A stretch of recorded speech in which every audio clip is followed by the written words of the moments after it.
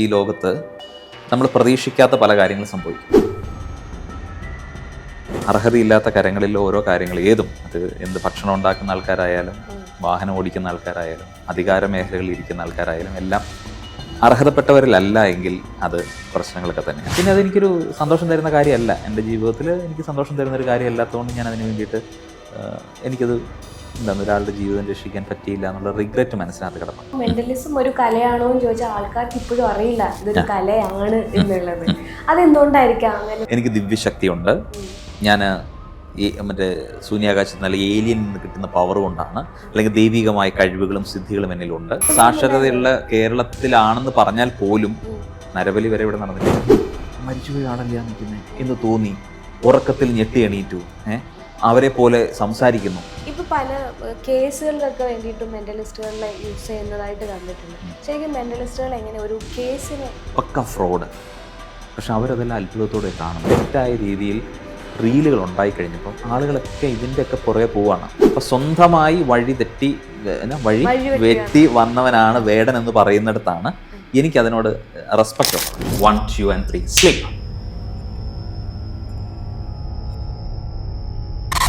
ഒരു ചെറിയ കാര്യം പറയട്ടെ, ദിവസവും ഒരു ചെറിയ തുക മാറ്റിവെച്ച് വലിയത് വാങ്ങണം. ഗാഡ്ജറ്റ് ആയാലും അപ്ലയൻസ് ആയാലും മൈജി സൂപ്പർ EMI, ചെറുതിന്റെ പവർ.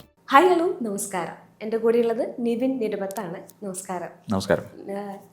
ഇതൊരു എൻ്റെ ഒരു പരീക്ഷണം കൂടെ ഇന്റർവ്യൂ, അങ്ങനെ പറഞ്ഞാൽ എന്തെങ്കിലും ഞാനൊരു വെള്ളേലിയാണ്. അങ്ങനെയല്ല, ഈ മെന്റലിസം അങ്ങനെയുള്ള കാര്യത്തിന് വിശ്വാസം ഉണ്ടോ എന്ന് ചോദിച്ചാൽ എനിക്ക് വിശ്വസിക്കാൻ പറ്റുന്നതായിട്ടുള്ളൊരു ഇൻസിഡൻറ്റ് ഉണ്ടായിട്ടില്ല. എനിക്ക് ഉണ്ടായിട്ടുള്ളത് റിജക്റ്റഡ്, അതായത് നേരെ ഓപ്പോസിറ്റഡ് ആയിട്ടുള്ള എക്സ്പീരിയൻസാണ്. അപ്പം ഈ മെന്റലിസം ആദ്യമായിട്ട് ഇവിടെ കൊണ്ടുവന്ന അത്ര ഒരു ഗുരു പോലെ ഇരിക്കുന്ന ആളുടെ അടുത്താണ് ഞാൻ സംസാരിക്കാൻ പോകുന്നതെന്ന് എനിക്കറിയാം. അങ്ങനെയൊന്നുമില്ല. അല്ല, അതിനകത്ത് വിശ്വാസം എന്ന് പറഞ്ഞ് ചോദിച്ചത് എന്താണെന്ന് എനിക്ക് പിടിയിട്ടില്ല. അതായത് എനിക്കൊരു പേഴ്സണൽ എക്സ്പീരിയൻസ് ഉണ്ട്. ഞാൻ ഒരു കുറച്ച് ആൾക്കാർ മെന്റലിസം ചെയ്യുന്ന ആൾക്കാരെ ഞാൻ മീറ്റ് ചെയ്ത സമയത്ത് അവർ മെന്റലിസം ട്രൈ ചെയ്തു. അതായത് നമ്മളിങ്ങനെ ഒരു മയക്കിയിട്ട് നിങ്ങളിപ്പോൾ ഉറങ്ങാൻ പോവാണെന്നൊരു മൊമെന്റിൽ ആദ്യം തന്നെ അവിടെ പറയട്ടെ, അത് മെന്റലിസം അല്ല, മനസ്സിലായി. ഹിപ്നോസിസം എന്ന് പറയുന്ന സംഭവമൊക്കെ പ്രാക്ടീസ് ചെയ്യുന്ന ആരെങ്കിലും അങ്ങനെ ട്രൈ ചെയ്യാൻ ശ്രമിച്ചതായിരിക്കാം. അങ്ങനെ ട്രൈ ചെയ്തു, പക്ഷെ എനിക്ക് ഞാൻ ഇതായിട്ടില്ല. അതായത് ഞാൻ കണ്ണടച്ചിട്ടില്ല. തിരിച്ച് എണീക്കുമ്പോൾ നിങ്ങൾ ഇന്ന ആളെ കാണുമെന്ന് പറഞ്ഞു. അങ്ങനെ ഒരു സാധനം എനിക്ക് ഫീൽ ചെയ്തിട്ടില്ല. അപ്പം ഞാൻ പറഞ്ഞു എനിക്കിത് ഓക്കെ അല്ല എന്ന് ഞാൻ പറയുകയും ചെയ്തു. പിന്നെ ഞാൻ മനസ്സിലാക്കിയ ഒരു സറൗണ്ടിങ് ആയിരുന്നില്ല അവരൊരു മെന്റലിസം ചെയ്യാൻ പറ്റിയ, അല്ലെങ്കിൽ ഞാൻ പഠിച്ചിട്ടുള്ളതൊക്കെ ഉള്ളൊരു രീതിയിലല്ല അവർ ചെയ്തത്. അപ്പം എനിക്ക് അതിനോടുള്ളൊരു ഇത്ര ഉള്ളോ ഇഷ്ടം പോയി. ഒരു ക്യൂരിയോസിറ്റി എല്ലാ മേഖലയിലും ഉണ്ടാവുമല്ലോ ഇതൊക്കെ. നമ്മൾ ഇതെങ്ങനെയാണ് ഇവിടെ വന്നത്, അല്ലെങ്കിൽ ഇതെങ്ങനെയാണ് അവതരിപ്പിക്കേണ്ടത്, ഇതിനൊരു സിസ്റ്റം എന്താണ്, ഇതിന് എന്തൊരു ബൗണ്ടറി ഉണ്ട്, ആ ബൗണ്ടറിക്കകത്താണ് ഇത് പെർഫോം ചെയ്യേണ്ടത്, നമ്മുടെ മുമ്പിൽ ഇരിക്കുന്ന സബ്ജക്റ്റ് ആരാണ്, ഇതിനൊക്കെ മനസ്സിലാക്കിയിട്ട് വേണം നമ്മൾ ഓരോ കാര്യങ്ങളൊക്കെ ചെയ്യാനായിട്ട്.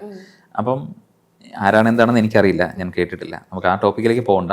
സോ അർഹതയില്ലാത്ത കരങ്ങളിൽ ഓരോ കാര്യങ്ങൾ ഏതും, അത് എന്ത് ഭക്ഷണം ഉണ്ടാക്കുന്ന ആൾക്കാരായാലും വാഹനം ഓടിക്കുന്ന ആൾക്കാരായാലും അധികാര മേഖലകളിൽ ഇരിക്കുന്ന ആൾക്കാരായാലും എല്ലാം അർഹതപ്പെട്ടവരിലല്ല എങ്കിൽ അത് പ്രശ്നങ്ങളൊക്കെ തന്നെയാണ്. അപ്പം ഞാൻ അർഹതപ്പെട്ട ആളാണ്, ഞാൻ മാത്രമാണ് എല്ലാം എന്ന് അങ്ങനെ ഒരു അർത്ഥത്തിലല്ല പറഞ്ഞത്. ഈ സത്യങ്ങൾ പലപ്പോഴും അപ്രിയങ്ങളാണ്. അപ്പം നമ്മൾ അതിനെ അങ്ങനെ കണ്ടാൽ മതി. പിന്നെ മുമ്പ് വിശ്വാസത്തെ കുറിച്ചിട്ട് പറഞ്ഞു, ഇത് വിശ്വാസമായിട്ടൊന്നും യാതൊരു ബന്ധവുമില്ല. ഇതൊരു നൃത്തവും സംഗീതവും നാടകവും കോമഡിയും ഒക്കെ കാണുന്നത് പോലെ ആസ്വദിക്കാവുന്ന ഒരു കലാരൂപം മാത്രമാണ്. Pure entertainment. നമുക്ക് എൻ്റർടൈൻമെൻറ്റ് ഉണ്ടാകുന്നത് നമ്മളുടെ സ്ട്രെസ്ഫുള്ളായിട്ടുള്ള വർക്കുകൾ കാര്യങ്ങളൊക്കെ കഴിയുന്ന സമയത്ത് ഒന്നെങ്കിൽ നമ്മളൊരു പാർക്കിൽ പോയിരിക്കും, അല്ലെങ്കിൽ ഏതെങ്കിലും റെസ്റ്റോറൻറ്റിൽ പോയിട്ട് കുറച്ച് നേരം കാഫിയൊക്കെ കുടിച്ച് ഫ്രണ്ട്സുമായിട്ട് ചില്ല് ചെയ്യും, ഇല്ലെങ്കിൽ ഒരു സിനിമയ്ക്ക് പോകും, അല്ലെങ്കിൽ ഒരു മ്യൂസിക് കൺസേർട്ട് ഉണ്ടെങ്കിൽ അങ്ങനെ പോകും. ഇങ്ങനെ മിസ്റ്ററി, അത്ഭുതങ്ങൾ, അങ്ങനെയുള്ള കാര്യങ്ങളോട്, അല്ലെങ്കിൽ ഫാൻറ്റസീസ് ആയിട്ടുള്ള കാര്യങ്ങളൊക്കെ കാണണം, അല്ലെങ്കിൽ ഒരു സൈക്കോളജിക്കൽ എക്സ്പെരിമെൻറ്റുകൾ കാണണമെന്ന് ഇഷ്ടപ്പെടുന്ന ആളുകൾക്ക് ഇതും ഒരു എൻ്റർടൈൻമെൻറ്റാണ്. ഇതെല്ലാം സ്റ്റേജിൽ ഞാനൊക്കെ ചെയ്യുന്ന കൂടുതലും തിയേറ്ററിക്കൽ പെർഫോമൻസ് ആണ്.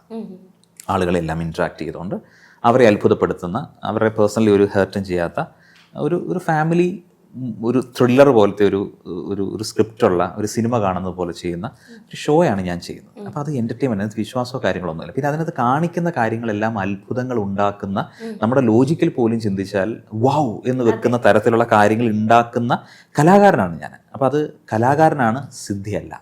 ഓക്കെ. അതെ, ഈ കല എന്ന് പറയുമ്പോൾ മെന്റലിസം ഒരു കലയാണോ എന്ന് ചോദിച്ചാൽ ആൾക്കാർക്ക് ഇപ്പോഴും അറിയില്ല ഇതൊരു കലയാണ് എന്നുള്ളത്.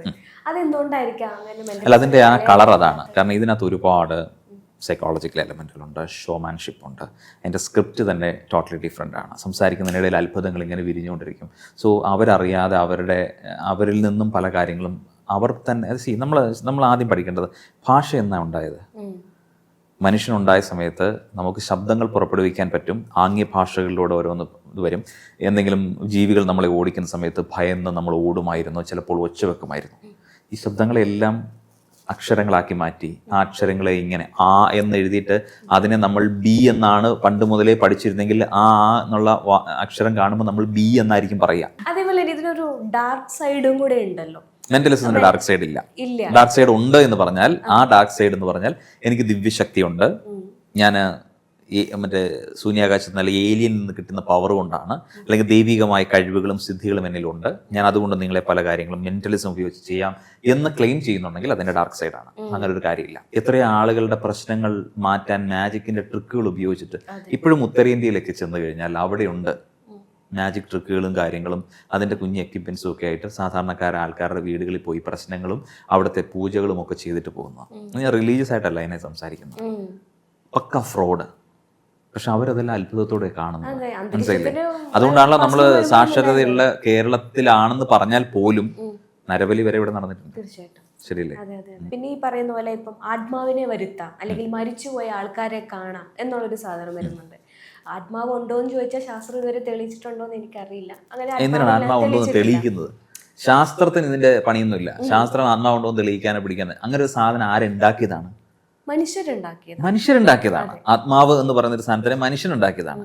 അവന്റെ തോന്നലുകളാണ്. അവൻ എവിടെയൊക്കെയോ നിന്നപ്പോൾ ഹാലൂസിനേഷൻ പോലെ അവന്റെ മുമ്പിൽ അയ്യോ മരിച്ചുപോയ ആളല്ല നിൽക്കുന്നത് എന്ന് തോന്നി, ഉറക്കത്തിൽ ഞെട്ടി എണീറ്റു, അവരെ പോലെ സംസാരിക്കുന്നു. ഇതൊക്കെ സൈക്കോളജിയിൽ വളരെ കൃത്യമായിട്ട് എഴുതി വെച്ചിട്ടുണ്ട്. ഡിസോസിയേറ്റീവ് ഡിസോർഡർ, അല്ലെങ്കിൽ സ്കിസോഫീനിയ, അല്ലെങ്കിൽ അങ്ങനെയുള്ള പലതരത്തിൽ പല പേരുകളിൽ അറിയപ്പെടുന്ന പലതരം പേഴ്സണാലിറ്റി ട്രെയ്റ്റ്സ് ഉള്ള ആളുകൾ ഇത്തരം കാര്യങ്ങൾ കാണിക്കും. അപ്പം അവർക്ക് ബാധ കയറിയതുപോലെയും അവർ ആത്മാക്കളെ കണ്ടതുപോലെയും ഇപ്പം എൻ്റെ പുറകിൽ ഇപ്പോൾ ആരോ ഉണ്ട്, എന്നെ കുറേ നാളായിട്ട് ഒരാൾ ശല്യം ചെയ്യുന്നുണ്ട്, പക്ഷേ എനിക്കിത് അയാൾ ആരെ കണ്ടുപിടിക്കാൻ പറ്റില്ല, എൻ്റെ ചെവിയിൽ മന്ത്രിക്കുന്നുണ്ടെന്നൊക്കെ പറയുന്നു. ഇതൊക്കെ നമ്മളിപ്പം ഈ കാലഘട്ടത്തിലേക്ക് എത്തുന്നതിന് മുമ്പുള്ളൊരു കാലഘട്ടമുണ്ട്, ഒരു 200 years ബാക്ക്. നോക്കൂ, ഇതൊന്നും ശാസ്ത്രീയമായി കണ്ടെത്തിയിട്ടില്ലാത്ത, അല്ലെങ്കിൽ അത്തരം കാര്യങ്ങളെക്കുറിച്ചിട്ട് വ്യക്തമായ ധാരണകളില്ലാത്തിരുന്ന മനുഷ്യർ അത് ആത്മാവാണ്, ഭൂതമാണ്, പ്രേതമാണ് എന്നൊക്കെ പറഞ്ഞിരുന്ന മെന്റലിസ്റ്റുകള് മരിച്ചുപോയ ആളാണ്, നിങ്ങളോട് സംസാരിക്കാൻ പറ്റും അല്ലെങ്കിൽ എന്തെങ്കിലും പറയാൻ പറ്റും എന്നൊക്കെ പറയുന്നത് എന്തുകൊണ്ടാണ്? ഇപ്പോഴും മെന്റലിസം തെറ്റായി ധരിച്ചിരിക്കുകയാണ്. ആക്ച്വലി അത് മെന്റലിസം എന്ന് പറയുന്ന ആർട്ടുമായിട്ട് യാതൊരു ബന്ധമുള്ള കാര്യമല്ല. അത് ഹിപ്നോസിസ് എന്ന് പറയുന്ന എൻറ്റയർലി ഡിഫറെൻ്റ് ആയിട്ടുള്ളൊരു മേഖലയാണ്. ഹിപ്നോസിസ് എന്ന് പറഞ്ഞു കഴിഞ്ഞാൽ സിംപിളി പറഞ്ഞു തരാം, നമുക്ക് മനസ്സിനെ 3 തരംതിരിക്കാം: conscious, sub conscious and unconscious. Conscious mind എന്ന് പറഞ്ഞാൽ present situation. Sub conscious mind എന്ന് പറഞ്ഞാൽ നമ്മൾ ഇന്നും ഇപ്പോൾ കുറച്ച് മുമ്പ് മുതൽ നമ്മൾ വന്നിരുന്നില്ലേ, ഇൻ്റർവ്യൂവിന് വന്നിരുന്ന ആ സമയം മുതൽ താങ്കൾ ജനിച്ച് ഒരു 3 വയസ്സ് അല്ലെങ്കിൽ 4 വയസ്സ് അല്ലെങ്കിൽ 5 വയസ്സ് വരെയുള്ള കാലങ്ങൾക്കിടയിലുള്ള സകലമായ ജനിച്ച സമയം മുതലുള്ള കംപ്ലീറ്റ് ഡേറ്റയും ഇൻ യുവർ മൈൻഡ് ഉണ്ട്. അന്ന് പഠിപ്പിച്ച ടീച്ചറിനെ കണ്ടാൽ ചിലപ്പോൾ അയ്യോ ഇതെൻ്റെ ടീച്ചറല്ലേ എന്ന് ഓർക്കും. അങ്ങനെയുള്ള സകലമായ ഡേറ്റയും ഉള്ള ഒരു സ്ഥലമാണ് സബ് കോൺഷ്യസ് മൈൻഡ് എന്ന് പറയുന്നത്. അൺകോൺഷ്യസ് മൈൻഡ് എന്ന് പറഞ്ഞാൽ ഇതൊരു കൺസെപ്റ്റാണ് കേട്ടോ. നമ്മുടെ ട്രോമറ്റൈസ് ചെയ്തിട്ടുള്ള, നമ്മുടെ ചെറുപ്പത്തിൽ നമുക്ക് ഒരുപാട് എന്തെങ്കിലും ട്രോമകൾ ഉണ്ടാക്കിയിട്ടുള്ള, വേദനിപ്പിക്കുന്ന, വിഷമിപ്പിക്കുന്ന, എന്ന് മുറിവായി കിടക്കുന്ന ഒരിടം. അപ്പോൾ 3 സ്റ്റേജ് ഞാൻ പറഞ്ഞു അല്ലേ. കോൺഷ്യസ് എന്ന് പറഞ്ഞാൽ ഇപ്പോൾ പ്രസൻറ്റ്. ഇപ്പം ഞാൻ മുമ്പേ പറഞ്ഞത് സബ് കോൺഷ്യസ് മൈൻഡിൽ പോയി, ഇപ്പോൾ ഉള്ളത് പ്രസൻ്റ് ആണ്. അപ്പോൾ ഹിപ്നോസിസിനകത്ത് കോൺഷ്യസ് സ്റ്റേറ്റിനെ ട്രാൻസിലാക്കുക, സബ് കോൺഷ്യസ് മൈൻഡിനെ ഓപ്പൺ ചെയ്യുക, അതിൽ ചില നിർദ്ദേശങ്ങൾ കൊടുക്കുക. ആ നിർദ്ദേശങ്ങൾ അനുസരിക്കുന്ന ഒരു വ്യക്തി എന്ന് വെച്ചാൽ എല്ലാ ആളെയും പൂർണ്ണമായിട്ടും ഹിപ്നോട്ടൈസ് ചെയ്യാൻ പറ്റുമെന്ന് അവകാശമില്ല. അതിന് തയ്യാറാകുന്ന, അതിനോടൊരു ഇഷ്ടവും ആ എക്സ്പീരിയൻസ് എനിക്ക് കാണണമെന്ന് ആഗ്രഹിക്കുന്ന ഒരാൾക്ക് സജഷൻസ് കൊടുത്താൽ എന്തും നമുക്ക് ആസ്വദിക്കാൻ, അവർ ഉണർന്നെഴുന്നേറ്റ് വരുന്ന സമയത്ത് മരിച്ച ആളെ കാണാം, അങ്ങനെ കാണാം. അതിനകത്തൊരു പ്രശ്നമുള്ളത് എന്താണെന്ന് അറിയാം. ഇപ്പോൾ എന്നോട് ഫസ്റ്റിലേ ചോദിച്ചത്, ഞാനതിനെ എത്തിക്കലും അൺഎത്തിക്കലുമായിട്ടുള്ള കാര്യങ്ങളാണ്. ഒരു മരിച്ച ആളെ നമ്മൾ കാണിക്കുന്ന സമയത്ത് അതിനകത്തൊരു എൻ്റർടൈൻമെൻ്റ് ഇല്ല. അതൊരു റീലാക്കി നമ്മൾ പോസ്റ്റ് ചെയ്യുന്ന സമയത്ത് ഒരുപാട് ആൾക്കാരത് കാണും, അവരുടെ ചേഷ്ടകൾ, അവരുടെ എക്സൈറ്റ്മെൻറ്റുകൾ. പക്ഷെ അത് കഴിഞ്ഞതിന് ശേഷം ആ കുട്ടിക്കുണ്ടാകുന്ന ബുദ്ധിമുട്ടുകൾ റിയാലിറ്റിയുമായി ബന്ധപ്പെട്ട് തൻ്റെ എത്രയും വിലപ്പെട്ട അല്ലെങ്കിൽ തൻ്റെ അമ്മ അല്ലെങ്കിൽ മരിച്ചുപോയ അച്ഛൻ അവരെ ഒന്നുകൂടെ കണ്ടപ്പോൾ എനിക്ക് എന്തൊക്കെയോ ചോദിക്കണമെന്നുണ്ടായിരുന്നു, ചോദിക്കാൻ പറ്റിയില്ല എന്നൊക്കെ ഓർത്ത് അവർ കരയാനും സങ്കടപ്പെടാനുമാണ് ഏറ്റവും കൂടുതൽ പോവുക. ഈ ഒരു ട്രാൻസ്ലേറ്റിൽ നിന്ന് പുറത്ത് പോയതിന് ശേഷം പിന്നീട് അവരുടെ മനസ്സിനകത്ത് ഇതൊരു ഷോക്കായിട്ട് കിടക്കുന്ന ആൾക്കാരുണ്ട്. അങ്ങനെ ട്രീറ്റ്മെൻറ്റിലിരിക്കുന്ന കുറേ ആൾക്കാരെ കുറിച്ച് ഞാൻ കേട്ടിട്ടുണ്ട്. ആ ലെവൽ വരെ പോകും, അതൊക്കെ പോകും. അപ്പോൾ അന്ന് അത് നേരെ തിരിച്ചത് ആസ്വാദകരമായ രീതിയിൽ ചെയ്യുക. നിങ്ങൾ കണ്ണ് തുറന്ന് നോക്കുമ്പോൾ മനോഹരമായ പൂമ്പാറ്റകൾ, നിങ്ങളുടെ അടുക്കൽ വന്ന് കുറേ പക്ഷികൾ നിങ്ങളുടെ അടുക്കലിരിക്കുന്നു. നിങ്ങളിരിക്കുന്ന മുഴുവൻ ടൂലിപ്സ് ചെടികൾക്കിടയിലാണ്. നിങ്ങളെ മാത്രം ഇവരെല്ലാം ഇങ്ങനെ നോക്കുന്നു എന്നൊക്കെ പറയുമ്പോൾ നിങ്ങൾക്ക് കിട്ടുന്ന സന്തോഷം, നിങ്ങൾ നാളെ അത് ഓർത്തു കഴിഞ്ഞാൽ അതെന്ത് രസമായിരുന്നു, എന്ത് അനുഭൂതിയായിരുന്നു എന്നതായിരിക്കും നിങ്ങൾ ഓർക്കുക. മറ്റത് നമ്മളെ ഹോണ്ട് ചെയ്യും. അതാണ് അതിനകത്ത് പ്രശ്നം എന്ന് പറയാം. അതുകൊണ്ട് ഞാൻ മരിച്ച ആൾക്കാരെ കാണിക്കാനോ ഒന്നും പോവാറോ, അല്ലെങ്കിൽ ഹിപ്നോസിസ് എന്ന് പറയുന്നത് തന്നെ ഞാൻ എൻ്റെ ഷോയിൽ നിന്ന് തന്നെ ഞാൻ എടുത്ത് മാറ്റി വെച്ചിരിക്കുന്ന ഒരു സാധനമാണ്. കാരണം അത് അൺഎത്തിക്കലായിട്ടാണ് പലരും ഉപയോഗിക്കുന്നത്. ഞാനൊക്കെ ഇത് കാണിക്കുമ്പോൾ ഇത് കാണുന്ന പുതിയ തലമുറയോ അല്ലെങ്കിൽ ഇതിനോട് പാഷനേറ്റ് ആയിരിക്കുന്ന ആളുകൾ എന്നാൽ അതുപോലെ തന്നെ ചെയ്യാം എന്ന് ചിന്തിച്ച് വീണ്ടും ഇത് തുടങ്ങും. അപ്പോൾ ഇത് ഒരു റോങ് ആയ ഇത് രീതിയിലോട്ട് പോകും. US ബാൻ ചെയ്തിട്ടുണ്ട് ഹിപ്നോസിസ് എന്ന് പറയുന്നത്, പലയിടങ്ങളിലും ബാൻ ചെയ്തിട്ടുണ്ട്. അങ്ങനത്തെ കോൾസ് വരാറില്ലേ? ഇങ്ങനെ എൻ്റെ മരിച്ചുപോയ ഇഷ്ടംപോലെ കോൾസ് വരാറുണ്ട്. ഞാൻ വേണമെങ്കിൽ ഇന്ന് എടുത്ത് കാണിച്ചു തരാം. ഇൻസ്റ്റാഗ്രാമിൽ എൻ്റെ അമ്മ മരിച്ചുപോയി, എൻ്റെ കൊച്ചു മരിച്ചു, 3 വയസ്സുള്ള കൊച്ചു മരിച്ചു പോയിട്ട് ഒരു അമ്മ കരഞ്ഞുകൊണ്ട് ഓടിയിട്ടിരിക്കുന്നത്, എനിക്ക് എൻ്റെ കുഞ്ഞിനെ ഒന്ന് കാണാൻ പറ്റുമെന്നൊക്കെ ചോദിച്ചു. നമ്മളിതിനൊക്കെ ഒന്നാമത് അങ്ങനെ തെറ്റായ രീതിയിൽ റീലുകൾ ഉണ്ടായിക്കഴിഞ്ഞപ്പം ആളുകളൊക്കെ ഇതിൻ്റെയൊക്കെ പുറകെ പോവാണ്. ഇത് പഠിക്കാൻ പോകുന്നു, ഇങ്ങനെ ഹിപ്നോട്ടിസ്, എനിക്ക് ആ കൊച്ചിനെ അപ്പം എന്നും കണ്ടുകൊണ്ടിരിക്കാൻ പറ്റും.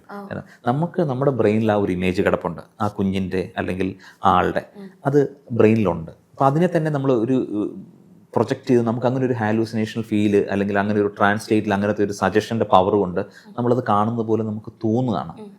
അതൊരു നല്ല കാര്യമല്ല. അത് ശരിക്കും ഹിപ്നോട്ടിസവും അല്ലെങ്കിൽ ഈ മെന്റലിസവും ജ്യോതിഷവും തമ്മിൽ എന്തെങ്കിലും കണക്ഷൻ ഉണ്ടോ? ജ്യോതിഷം എന്ന് പറയുന്ന ഒരു സ്യൂഡോ സയൻസ് അല്ലേ? ജ്യോതിഷം എന്ന് പറയുന്നത് നമ്മുടെ ആ ഒരു 16-ാം നൂറ്റാണ്ട് കാലഘട്ടങ്ങളിലൊക്കെ മനുഷ്യന് ഒന്നിനെക്കുറിച്ചും അറിവില്ലാത്ത കാലങ്ങളിൽ മനുഷ്യൻ ഇങ്ങനെയൊക്കെ ആയിരിക്കുമെന്നൊക്കെ പറഞ്ഞിട്ട് ഓരോ കാര്യങ്ങൾ ഉണ്ടാക്കി വെച്ചിട്ട് ഒരു സ്ക്രിപ്റ്റ് ഉണ്ടാക്കി തന്നിട്ട് ഇന്നും അത് കൊണ്ടു നടക്കുകയാണ് ആൾക്കാർ. അതിനകത്ത് എന്തിരിക്കുന്നു? ഒന്നും ഇല്ലാത്തൊരു കാര്യമാണ്. അതും മെന്റലിസവും ഹിപ്നോട്ടിസവും ആയിട്ടും ഒരു എല്ലാവരെയും സാറ്റിസ്ഫൈ ചെയ്യുന്ന കാര്യം അതിനകത്തുണ്ട്. എന്നാൽ നമ്മൾ അലേർട്ടാകേണ്ട കുറേ കാര്യങ്ങളുണ്ട്. പിന്നെ ഇതിനെയൊക്കെ നമ്മൾ പൂർണ്ണമായി ഇതിനപ്പുറം മറ്റൊരു കാര്യം, നമ്മുടെ ജീവിതത്തിൽ എന്തെങ്കിലും സന്തോഷം തരുന്നുണ്ടോ, അല്ലെങ്കിൽ നമുക്ക് കുറച്ച് ചിട്ടയായ രീതിയിൽ പോകാനായിട്ട് ഇതുവഴി നമുക്ക് പറ്റുന്നുണ്ടെങ്കിൽ ഡെഫിനറ്റ്ലി അതും കൂടെ ഒക്കെ നോക്കുന്നത് നല്ലതാണ്. അങ്ങനെയാണ് ഇപ്പൊ ഈ സോഷ്യൽ മീഡിയയിലൊക്കെ ട്രെൻഡ് ആവുന്നൊരു എക്സ്പെരിമെന്റ് ആണെന്നോ അങ്ങനെ എനിക്ക് എന്താണ് അതിന്റെ വേർഡ് എന്ന് എനിക്കറിയില്ല. അതായത് ഇപ്പോൾ ഒരു വ്യക്തി അവിടെ ഇരിക്കും, അതായത് ഞാൻ സ്ക്രീനിലാണ് കാണുന്നത് ഈ സാധനത്തിന്. അപ്പോൾ അവരിങ്ങനെ കുറേ കാർഡ്സ് നിരത്തി വെച്ചിട്ടുണ്ടാവും. ആ കാർഡ്സിൽ നിന്ന് ഒന്നോ രണ്ടോ സാധനം പിക്ക് ചെയ്യും. എന്നിട്ട് നമ്മുടെ അടുത്ത് ഇങ്ങനെ ഏതാണ് പിക്ക് ചെയ്യുന്നത്. മനസ്സിലായി. ടാരോ കാർഡ് റീഡിംഗ് എന്ന് പറയും. ടാരോ കാർഡ് സ്യൂഡോ സയൻസ് തന്നെ. ഇതൊക്കെ യൂറോപ്പിലൊക്കെ സൈക്കിക് റീഡേഴ്സ് എന്ന് പറഞ്ഞിട്ട് ഇഷ്ടം പോലെ ഒരു കാലത്ത് ഭയങ്കര പ്രചാരമായിരുന്നു സൈക്കിക് റീഡേഴ്സ്. അപ്പൊ നമ്മുടെ കാർഡ് എടുത്തിട്ട് പണ്ട് തത്തമ്മ എടുക്കുന്ന സാധനം പരിപാടി, അതിന്റെ വിദേശ വേർഷനാണ്. ഇവിടെ തത്തമ്മ നടക്കുന്ന, അവിടെ തത്തമ്മയില്ല, അതിന്റെ ഒരു വേർഷൻ, അത്രയേ ഉള്ളൂ. അതിനകത്ത് ഇതുപോലെ തന്നെ ഇത് എന്നറിയാം, നമുക്ക് ബാർണം സ്റ്റേറ്റ്മെന്റ് എന്ന് പറഞ്ഞൊരു സംഭവമുണ്ട്. അതൊരു ഈ ഒരു 10, 100, 150ഓളം ലൈനുകളുണ്ട്. ഓരോ ലൈനുകൾ വായിച്ചു കഴിഞ്ഞാലും അത് നമ്മളുമായി കണക്ട് ചെയ്യുന്നത് പോലെ തോന്നുന്ന വാക്കുകളാണത്.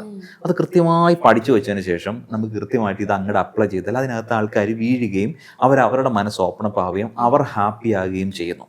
അപ്പൊ അവർ ഈ കാർഡ് എടുത്തുകൊണ്ടാണെന്നും ഈ കാർഡിലിരിക്കുന്ന എലമെന്റ് ബേസ് ചെയ്തിട്ടാണ് അതിന്റെ സ്ക്രിപ്റ്റ് പോകുന്നതെന്നും നിങ്ങളെ ബിലീവ് രീതിയിലേക്ക് നിങ്ങളെ കൊണ്ടുവരികയും എന്നിട്ട് കംപ്ലീറ്റ്ലി ശരിയാണല്ലോ, അപ്പൊ അങ്ങനെയാണല്ലോ, അപ്പൊ സാമ്പത്തികത്തിന്റെ പ്രശ്നം, അപ്പൊ നമ്മുടെ വെൽത്ത് നോക്കുമ്പം അങ്ങനെയാണല്ലേ, അതാണ് എൻ്റെ പൈസയൊക്കെ അങ്ങനെ പോയത് എന്നൊക്കെ ചിന്തിക്കുന്ന തലത്തിലേക്ക് പോകും. എൻ്റെ റിലേഷൻഷിപ്പിലെ പ്രശ്നങ്ങൾ എല്ലാം നമുക്ക് സംസാരിക്കാൻ പറ്റും ഈ ഒരു സാധനം വെച്ചിട്ട്. പക്ഷെ അതിനകത്ത് യാതൊരു സയന്റിഫിക്കൽ കാര്യങ്ങളുമില്ല. എല്ലാം ഒരു സ്യൂഡോ സയൻസിന്റെ ഭാഗമായിട്ട് എന്തോരം സ്യൂഡോ സയൻസുകളിലൂടെ ഉണ്ട്. അതിന്റെ ഒരു ഭാഗം അത്രയേ ഉള്ളൂ.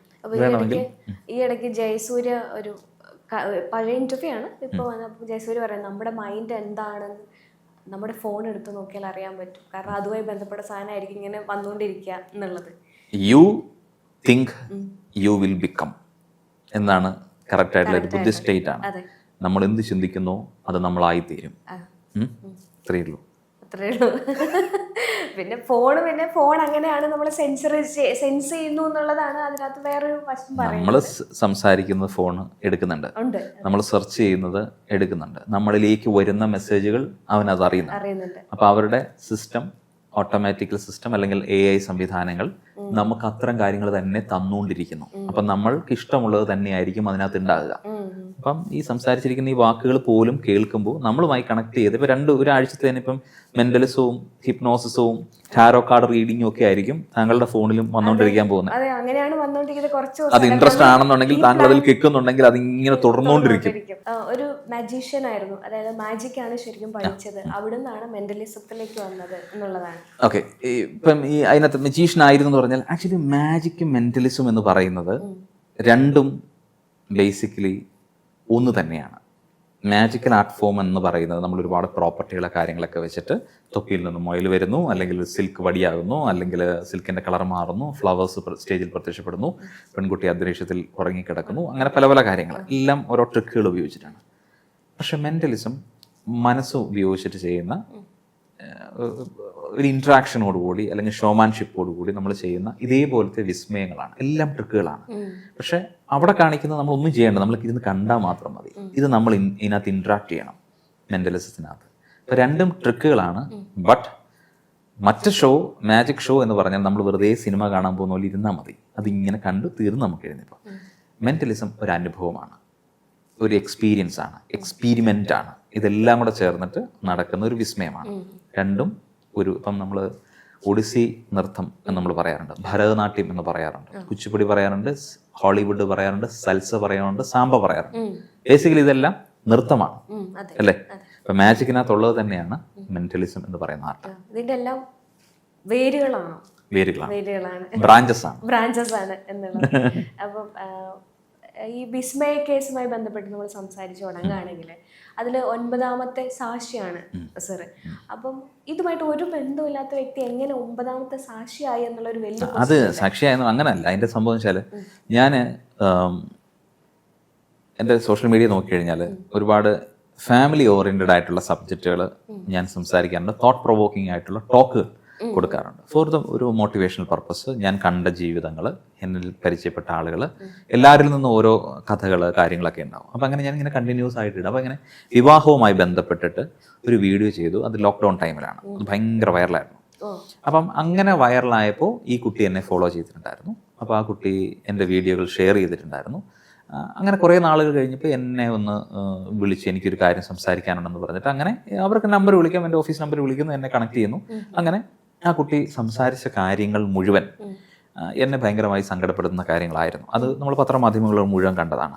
അപ്പോൾ ആ 2 മാസം കഴിഞ്ഞിട്ട് അപ്പം ഞാൻ അന്ന് ആ കുട്ടിയുടെ അടുത്ത് ഞാൻ ഡയറക്ടറായിട്ടിരിക്കുന്ന ഹോസ്പിറ്റലാണ് മിബോ എന്ന് പറയുന്നത്.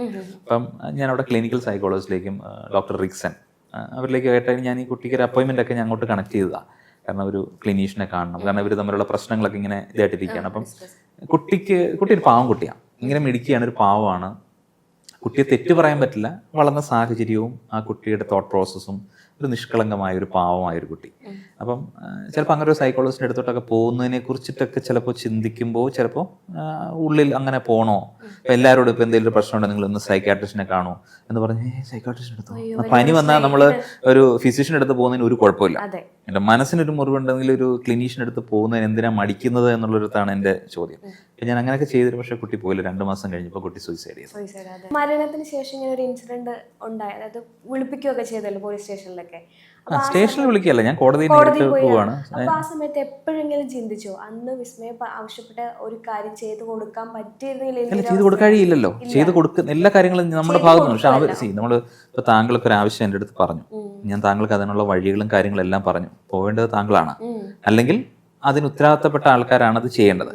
ഇതൊരു പേഴ്സണൽ കേസല്ലേ, അപ്പോൾ അവർക്ക് ഇത് എല്ലാവരോടും പറഞ്ഞു നടക്കാനോ പറ്റില്ലല്ലോ. പിന്നെ ആ കുട്ടിക്ക് അങ്ങനെ പോകാനുള്ളൊരു സാഹചര്യമോ അല്ലെ അങ്ങനെ പോകണോ വേണ്ടയോ എന്നുള്ളത് ചിന്തിക്കാനോ ഒക്കെയുള്ള ഒരു പക്വതക്കുറവും ഒക്കെ ആയിരിക്കാം അങ്ങനെ പോവാത്തത്.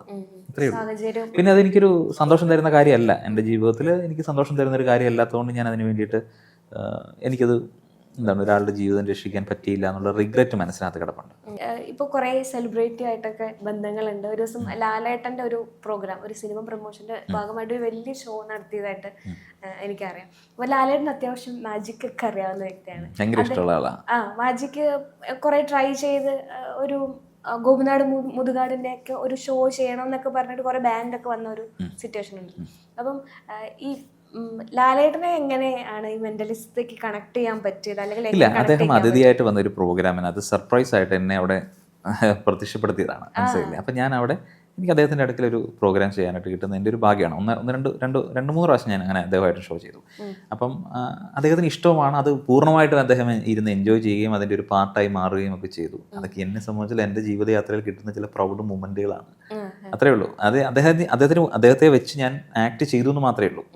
അപ്പുറത്തേക്ക് വേറെ എപ്പോഴേലും അദ്ദേഹം ഇൻട്രസ്റ്റ് പറഞ്ഞോ എന്നെയും കൂടെ ഒന്ന് പഠിപ്പിക്കുമോ, അങ്ങനെ എന്തെങ്കിലും സംസാരിച്ചിട്ടുണ്ടോ? അങ്ങനെ പഠിക്കാൻ ഇഷ്ടമുള്ള ഒരാളാണ്, അങ്ങനെ ഒരു സാഹചര്യം വന്നിട്ടില്ല എന്ന് മാത്രമേ ഉള്ളൂ. ശരി. ആർക്കും മെന്റലിസം പഠിക്കാം എന്നുള്ളൊരു ധാരണയുണ്ടോ? അല്ലെങ്കിൽ അങ്ങനെ പഠിക്കാം? എല്ലാവർക്കും പഠിക്കാം. എന്തോരം ആളുകൾ പാട്ട് പാടുന്നു, എല്ലാവരും നമ്മൾ അറിയപ്പെടുന്ന യേശുദാസോ ചിത്രചേച്ചിയോ ആകുന്നില്ല അല്ലേ? എന്തോരം ആളുകൾ എന്തൊക്കെ കാര്യങ്ങൾ ചെയ്യുന്നു, രാഷ്ട്രീയത്തിലേക്ക് എന്തോരം ആളുകൾ വരും, എല്ലാവർക്കും വരാൻ പറ്റും. അതുപോലെ തന്നെ മെൻ്റലിസോ മാജിക്കോ എന്ന് പറയുന്ന ആർക്കും പഠിക്കാം. പക്ഷേ അതിൻ്റെ പിന്നിലുള്ള എഫേർട്ട്, അതിന് പിന്നിലുള്ള ഡെഡിക്കേഷൻ, പ്രാക്ടീസ് എന്ന് പറയുന്നത് അത് അത്രത്തോളം ഇതിൻ്റെ എൻഡിലേക്ക് എത്താൻ വേണ്ടിയിട്ടുള്ള യാത്രയുടെ നമ്മൾ സർവൈവ് ചെയ്യേണ്ട മൊമെൻറ്റുകൾ, സ്ട്രഗിൾ ചെയ്യേണ്ട വശങ്ങൾ, ഇതൊക്കെ നമ്മൾ മുതുകിൽ പേറി നമ്മൾ യാത്ര ചെയ്യുകയാണെങ്കിൽ എല്ലാവർക്കും ആവാൻ പറ്റും. പിന്നെ ആവാൻ പറ്റുമെന്നാൽ പഠിക്കാൻ പറ്റും. ആവാൻ പറ്റുമോ എന്നുള്ളത് ഡിപ്പെൻഡ്സ് അപ്പോൺ പിന്നെ നമ്മൾ കൈകാര്യം ചെയ്യുന്ന രീതി പോലെ എന്നുള്ളത്. ഞാനൊരു ചെറിയ സ്റ്റോറി പോലെ ഒരു ഇതിലേക്ക് എത്തിയാൽ, പണ്ട് സ്കൂൾ പ്രോഗ്രാമിൽ ഒരു കലോത്സവത്തിന് ഒരു പ്രോഗ്രാം ചെയ്യണമെന്ന് പറഞ്ഞിട്ട് എന്ത് വെറൈറ്റി ആയിട്ട് ചെയ്യാം എന്ന് ആലോചിച്ച് അവിടെ നിന്ന് മാജിക് പഠിച്ച് അത് ടീച്ചറിലേക്ക് എത്തിച്ച് അവിടെ നിന്നൊരു പത്രത്തിലേക്ക് എത്താൻ വേണ്ടിയിട്ട് റിക്വസ്റ്റ് ചെയ്ത് അവിടുന്ന് റിജക്ഷൻ കിട്ടി, അവിടുന്ന് ഉയർന്നു വന്നിട്ട് ഇന്നിപ്പം സാറിൻ്റെ ഇൻ്റർവ്യൂ എടുത്തോട്ടെ എന്ന് ചോദിക്കുന്ന സിറ്റുവേഷൻ വരെ ഉണ്ട്. ഈ ജേർണീനെ എങ്ങനെയാണ് നോക്കിക്കാണുന്നത്? അല്ല, അത് ഭയങ്കര സ്റ്റോറിയാണ്. ഞാൻ എത്തിച്ചേരും എന്നുള്ള കുറിച്ച് എനിക്കൊരു വ്യക്തമായൊരു ധാരണയുണ്ട്. അത് അന്നു മുതലേ ഉണ്ട്. നമ്മൾ ഒരുപാട് റിജക്ഷൻസ് ഉണ്ടാകുമ്പോൾ, പരാജയങ്ങളുണ്ടാകുമ്പോൾ ഞാൻ തളരാനല്ല പോയിട്ടുള്ളത്. അതെങ്ങനെ കറക്റ്റ് ചെയ്യാം എന്നുള്ളതാണ് ഞാൻ ചിന്തിച്ചിട്ടുള്ളത്. അപ്പം അങ്ങനെ നമ്മുടെ മനസ്സിനെ അങ്ങനെ പാകപ്പെടുത്തി എടുത്തുകൊണ്ട് ഇങ്ങനെ പോകുന്നു, പിന്നെ എന്നിലേക്ക് വരുന്നു. അതൊക്കെ ഭാഗ്യമാണ്. ഞാനായിട്ട് ഇത്രയും കാലം കൊണ്ട് ഉണ്ടാക്കിയെടുത്തേക്കുന്ന കാര്യങ്ങളാണ്. എത്തിക്കലായിട്ട് എല്ലാ കാര്യങ്ങളും ഞാൻ ചെയ്തിട്ടുള്ളൂ. അതുകൊണ്ട് ഇങ്ങനെയൊക്കെ സംഭവിക്കുന്നു. ഇപ്പൊ പല കേസുകൾക്കൊക്കെ വേണ്ടിയിട്ടും മെന്റലിസ്റ്റുകളെ യൂസ് ചെയ്യുന്നതായിട്ട് കണ്ടിട്ടുണ്ട്. ശരിക്കും മെന്റലിസ്റ്റുകൾ എങ്ങനെ ഒരു കേസിനെ ഹെൽപ്പ് ചെയ്യുന്നത്? ഇതിപ്പോൾ എല്ലാ ആളുകളും എന്നോട് ചോദിക്കുന്ന ഒരു ചോദ്യമാണ്. അത് ആക്ച്വലി അതൊരു തെറ്റായ സ്റ്റേറ്റ്മെൻ്റ് ആണ്. ഒരു മെന്റലിസ്റ്റ് പോലീസിനെ സഹായിക്കുന്നു എന്ന് പറഞ്ഞാൽ ഓട്ടോറിക്ഷ ഡ്രൈവർ, തെങ്ങുകയറ്റക്കാരന്, മീൻ പിടിക്കാൻ പോകുന്ന ആൾ, ക്യാമറമാന്, ഇവർക്കൊക്കെ പോലീസിനെ സഹായിക്കാം, മെന്റലിസ്റ്റിനും സഹായിക്കാം. അതായത് എന്തെങ്കിലും ഒരു ആവശ്യം ഉണ്ടെന്നുണ്ടെങ്കിൽ ഒരു കേസുമായി ബന്ധപ്പെട്ട് അവർക്ക് സഹായിക്കാം. ഈ ഒരു ഡെസിഗ്നേഷൻ ഒന്നും ഇല്ലാത്ത ആൾക്കും സഹായിക്കാം. അതിനപ്പുറത്തേക്ക് ഈ മെൻ്റലിസം എന്ന് പറഞ്ഞ ആർട്ട് ചെയ്തുകൊണ്ടിരിക്കുന്ന ഒരാൾ പോലീസിനെ സഹായിക്കുന്നു എന്ന് ക്ലെയിം ചെയ്തിട്ടുണ്ടെങ്കിൽ അത് 100% ഫേക്കാണ്. അതൊരു മാർക്കറ്റിംഗ് പർപ്പസിന് വേണ്ടിയിട്ട് ഉപയോഗിക്കുന്ന ഒരു സ്ട്രാറ്റജി മാത്രമാണ്.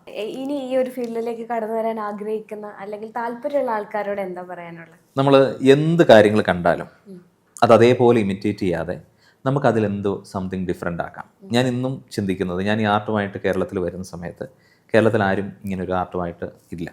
അപ്പോൾ നോർമൽ ഈസ് ബോറിങ് എന്നൊരു വാക്കിൽ നിന്നാണ് ഞാൻ ഈ ഒരു ആർട്ടിലേക്ക് തന്നെ എത്തുന്നത്. ഞാൻ പണ്ട് പറഞ്ഞു, മുമ്പ് എന്നോട് ചോദിച്ചില്ലേ, പത്രത്തിലൊരു ചിത്രം വരാൻ വേണ്ടി ആഗ്രഹിച്ച് ഒരുപാട് ഞാൻ നടന്ന ഒരാളാണ്. അപ്പോൾ അന്ന് പത്രക്കാരനായ വ്യക്തി എന്നോട് ചോദിച്ചതാണ്, ഈ നാട്ടിൽ ഇഷ്ടംപോലെ മാജിക്കുകാരാണ്, അവരൊക്കെ മാജിക്ക് കാണിക്കുന്നുണ്ട്, ആ മാജിക്കിനെ പോലെ തന്നെ താനും മാജിക് കാണിക്കുന്നതുകൊണ്ട് ഇവിടെ പത്രത്തിനോ നാട്ടുകാർക്കോ എന്തെങ്കിലും ഗുണമുണ്ടോ? Something different. വല്ല കൊലപാതകം, റേപ്പ്, ഇങ്ങനെ അല്ലെങ്കിൽ രാഷ്ട്രീയ കലാപങ്ങൾ, ഇതൊക്കെയാണ് സെൻസേഷൻ എന്നൊക്കെ പറഞ്ഞ് ഇങ്ങനെ വിടുമ്പോഴാണ് ഞാൻ അങ്ങനെ ഒരു വാക്ക് എൻ്റെ തലയിൽ കയറുന്നത്. അന്ന് ആ പത്രക്കാരൻ എനിക്ക് അപ്പം തന്നെ എൻ്റെ പടം എടുത്ത് പ്രിൻ്റ് ചെയ്ത് നാളെ എനിക്ക് എൻ്റെ വീട്ടിൽ പത്രത്തിൽ വന്നാൽ എനിക്ക് ചിലപ്പോൾ ഇന്നിങ്ങനെ ഇവിടെ ഇരിക്കാൻ പറ്റില്ല. ഫസ്റ്റ് ആ ഒരു തോട്ട് എന്നെ ഇങ്ങനെ പ്രൊവോക്ക് ചെയ്യാണ്. അപ്പം ശരിയല്ലേ, അത് കറക്റ്റ് അല്ലേ? അദ്ദേഹം പറഞ്ഞ സ്റ്റേറ്റ്മെന്റ് കറക്റ്റ് അല്ലേ?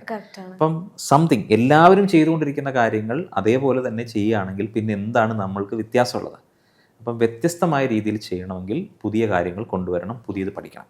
ഇപ്പം ഞാനിപ്പോൾ മെൻ്റലിസം എന്ന് പറഞ്ഞ ആർട്ടുമായിട്ട് ഇങ്ങനെ ഒരുപാട് ഷോകൾ, കാര്യങ്ങൾ, കോർപ്പറേറ്റ് ഷോസ് ചെയ്യുന്നു, ടിക്കറ്റഡ് ഇവൻറ്റുകൾ ചെയ്യുന്നു, ഒരുപാട് യാത്രകൾ ചെയ്ത് ഷോകൾ ചെയ്യുന്നു, ഇതെല്ലാം ചെയ്യുന്നുണ്ട്. അതിൽ എൻ്റെ ഒരു യുണീക്ക്നെസ് ഞാൻ കൊണ്ടുവന്നിരിക്കുന്നത് കൊണ്ടാണ് എൻ്റെ ഷോസ് ആളുകൾ വാങ്ങുകയും എടുക്കുകയും ചെയ്യുന്നത്. ഇത് ഈ ഷോ കണ്ടിട്ട് ഇതേപോലെ തന്നെ വേറൊരാൾ കോപ്പി ചെയ്തതിന് പിന്നെ എൻ്റെ ഷോ കാണണോ അയാളുടെ ഷോ കാണണോ എന്നുള്ളതിനകത്ത് അയാളുടെ ഷോ കാണാൻ എന്തെങ്കിലും ഒരു യുണീക്ക്നെസ് ഉണ്ടെങ്കിലല്ലേ സംതിങ് ഡിഫറെൻ്റ് ആവും. വേടൻ്റെ പാട്ടുകൾ എത്ര മനോഹരമാണ്. തീർച്ചയായിട്ടും വേടൻ്റെ മൊറാലിറ്റിയോ അല്ലെങ്കിൽ വേടനെ കുറിച്ചിട്ടോ ഒക്കെ വരുന്ന കാര്യങ്ങൾ മാറ്റിവെക്കും. അതിൻ്റെ പാട്ടുകളും വരികളും എത്ര മനോഹരമാണ്. ഇവിടെ ദൂരെ പാട്ടുകാരുണ്ട് കേരളത്തിൽ. സ്വന്തമായ പാട്ടുകൾ എത്ര പാട്ടുകാർക്കുണ്ട്. സിനിമകളിൽ വന്നിരിക്കുന്ന പാട്ടുകൾ ഗാനമേളകളിൽ പാടുന്നു എന്നതിനപ്പുറത്ത് സ്വന്തമായ പാട്ടുകളിൽ എത്ര പേരുണ്ട്? ഇല്ല. അപ്പൊ സ്വന്തമായി വഴി വെട്ടി വന്നവനാണ് വേടൻ എന്ന് പറയുന്നിടത്താണ് എനിക്ക് അതിനോട് റെസ്പെക്റ്റ് ഉള്ളത്. അപ്പം നമ്മുടെ ഇവിടുത്തെ കലാകാരന്മാരെ, പാട്ടുകാരെന്ന് പറയുന്ന ആൾക്കാരെ, അവരവരുടെ സ്വന്തം പാട്ടുകൾ പാടി ഫലിപ്പിക്കാൻ കപ്പാസിറ്റി ഇല്ല എങ്കിൽ അത് എല്ലാവരും ചെയ്തുകൊണ്ടിരിക്കുന്ന കാര്യമല്ലേ. ഇങ്ങനെയൊക്കെ ഒന്ന് ചിന്തിക്കാൻ ഇത് സംഭവിക്കും കേട്ടോ. കാരണം ഇതൊക്കെ കേരളത്തിൽ സംഭവിക്കും. ഈ പരിപാടികളെല്ലാം ഔട്ട്ഡേറ്റഡ് ആവും. പക്ഷേ വേടനെ പോലെയുള്ള സംതിങ് ഡിഫറെൻ്റ് ആയിട്ടുള്ള സ്വന്തം വരികളുള്ള, സ്വന്തം ട്യൂണുകളുള്ള, സ്വന്തം ബാൻഡുകളുള്ള ആളുകളായിരിക്കും ഇനി ഫ്യൂച്ചർ. ആർട്ടിഫിഷ്യൽ ഇൻ്റലിജൻസിൻ്റെ ലോകമാണ്. ഈ ലോകത്ത് നമ്മൾ പ്രതീക്ഷിക്കാത്ത പല കാര്യങ്ങളും സംഭവിക്കും. നമുക്കറിയാം, ഡോക്ടർമാരുടെ ജോലി പോകുമെന്ന് പറഞ്ഞു കഴിഞ്ഞാൽ വിശ്വസിക്കും? ഇപ്പോഴത്തെ കാലത്ത് വിശ്വസിക്കും. അപ്പം അത് പറഞ്ഞു കഴിഞ്ഞാൽ അതെങ്ങനെ സംഭവിക്കും, അവനെ കല്ലെറിയണമെന്നായിരിക്കും ആദ്യം പറയുക. പക്ഷെ നേഴ്സുമാരുടെ ജോലികൾ ഉണ്ടാവും. കെയർ ചെയ്യാൻ നിൽക്കുന്ന നേഴ്സുമാരുടെ ജോലി ഉണ്ടാവും, ഡോക്ടർമാരുടെ. നമ്മുടെ രോഗം നിർണ്ണയിക്കുന്നത് നമ്മൾ തന്നെയായിരിക്കും. നമുക്ക് വേണ്ടുന്ന കാര്യങ്ങളും അതിൻ്റെ എല്ലാ കാര്യങ്ങളും നമ്മൾ തന്നെ ആർട്ടിഫിഷ്യൽ ഇൻ്റലിജൻസിന് സഹായത്തോടെ ചെയ്യും. ഇത് കേൾക്കുമ്പോൾ ഇത് പൊട്ടത്തരാൻ പറയുന്നത്, ഡോക്ടർമാരില്ലാതെ അവൻ സ്വയം ചികിത്സിച്ചു പോകുന്നു. അങ്ങനല്ല, അതൊക്കെ സിസ്റ്റം ഒക്കെ മാറും. ഞാൻ ആദ്യം പറഞ്ഞ പോലെ ഞാനൊരു പരീക്ഷണം പോലെയാണ് ഈ താങ്കളുടെ മുന്നിൽ പരീക്ഷിച്ചു എന്നുള്ളത്. മീൻസ് ഞാൻ എൻ്റെ നെഗറ്റീവ് എക്സ്പീരിയൻസിനെ മാറ്റുക എന്നുള്ളതായിരുന്നു എൻ്റെ ഉദ്ദേശം. ഞാൻ വിശ്വസിക്കുന്നു. എങ്കിലും എന്തെങ്കിലും ഒരു ട്രിക്ക് എനിക്ക് വേണ്ടിയിട്ട് പിന്നെ കാണിക്കാം. അതിപ്പോൾ എല്ലാവരും എന്നോട് ചോദിക്കും എന്തെങ്കിലും കാണിച്ചില്ലെങ്കിൽ പിന്നെ ഞാൻ അർത്ഥമില്ല. അതെ, നോക്കാം. ഞാൻ ഒരു കുഞ്ഞു ട്രിക്ക് കാണിക്കാം. പ്ലെയിൻ കാർഡ്സ് കണ്ടിട്ടുണ്ടാവുമെന്ന് വിചാരിക്കുന്നു. ഓക്കെ, ഇവരുടെയൊക്കെ കാർഡെന്ന് പറഞ്ഞാൽ 52 കാർഡ്സ് ആണ്. ഓക്കെ, കുറേ ഡിഫറെൻറ്റ് കാർഡ്സ്. ഓക്കെ, ചെയ്യേണ്ടതെന്ന് വെച്ചാൽ ഞാൻ ആദ്യം ഇതൊന്ന് ഷഫിൾ ചെയ്യാം.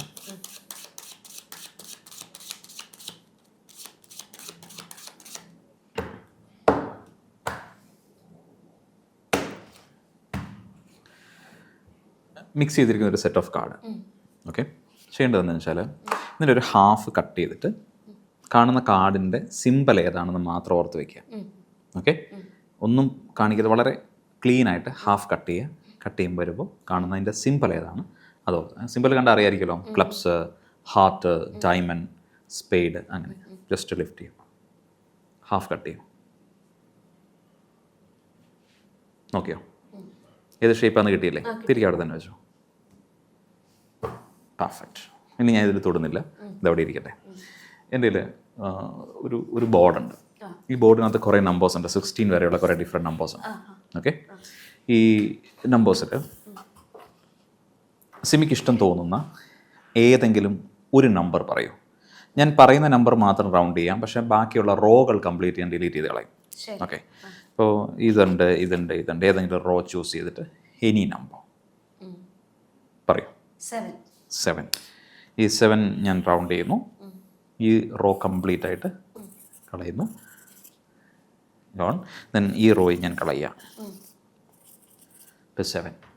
സെക്കൻഡ് ഈ റോ ഉണ്ട്, ഇതിനകത്ത് ഏതെങ്കിലും ഒരു നമ്പർ ചൂസ് ചെയ്യാം. 2. ഞാൻ 2 റൗണ്ട് ചെയ്യുന്നു. അപ്പം 2ലെ ഈ കംപ്ലീറ്റ് റോസ് ഞാൻ കളയുന്നു, താഴോട്ടുള്ള കംപ്ലീറ്റ് വെട്ടിക്കളയുന്നു. ഓക്കെ, ഇപ്പം 2ഉം 7ഉം നമ്മൾ ചൂസ് ചെയ്തു. ഇനിയും ദിസ് റോ 12 ക്ലീൻ. അപ്പോൾ കംപ്ലീറ്റ് ഇത് പോകുന്നു, കംപ്ലീറ്റ് ഇങ്ങനെ കംപ്ലീറ്റ് പോകുന്നു.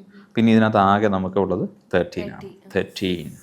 അപ്പോൾ ഈ നമ്പേഴ്സ് ഒന്ന് എടുത്ത് എഴുതുകയാണെങ്കിൽ 13, 12,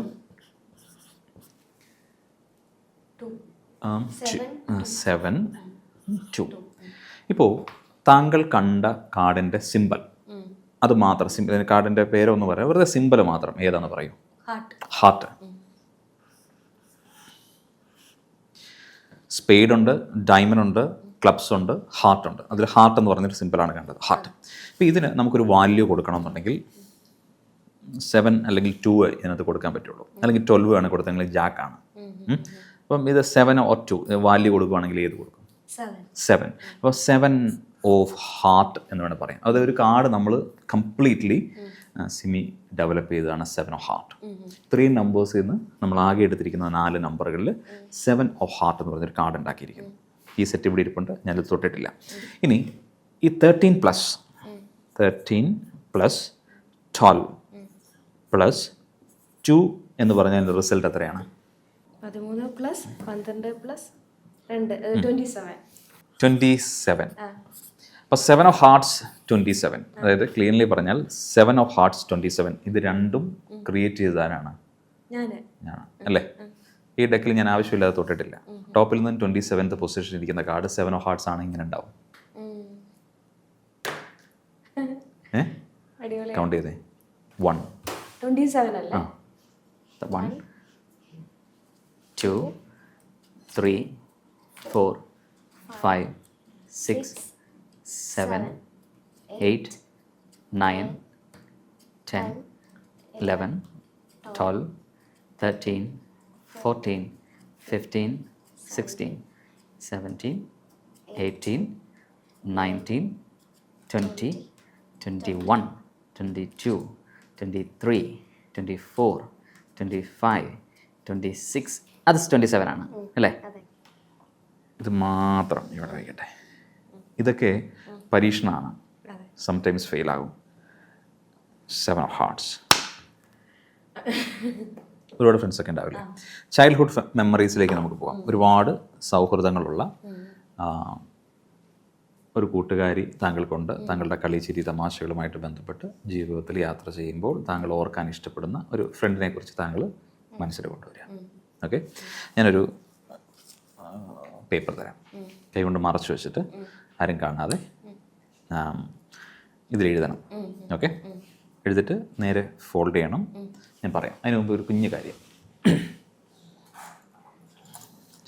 സ്മോൾ ബോക്സ്, സ്മോൾ താങ്കൾക്കുള്ളതാണ്.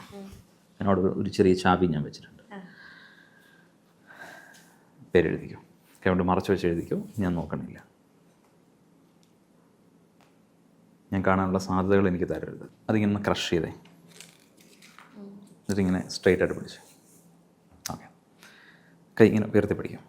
ഞാൻ ആളെക്കുറിച്ച് മാത്രമേ ചിന്തിക്കാവുള്ളൂ. ഓക്കെ, ആളിവിടെ ഉണ്ടെന്ന് ചുമ്മാ ചിന്തിക്കുക. എത്ര വർഷങ്ങൾക്ക് മുമ്പാണ് താങ്കൾ ആളെ കണ്ടത്? 10 years, 20 years?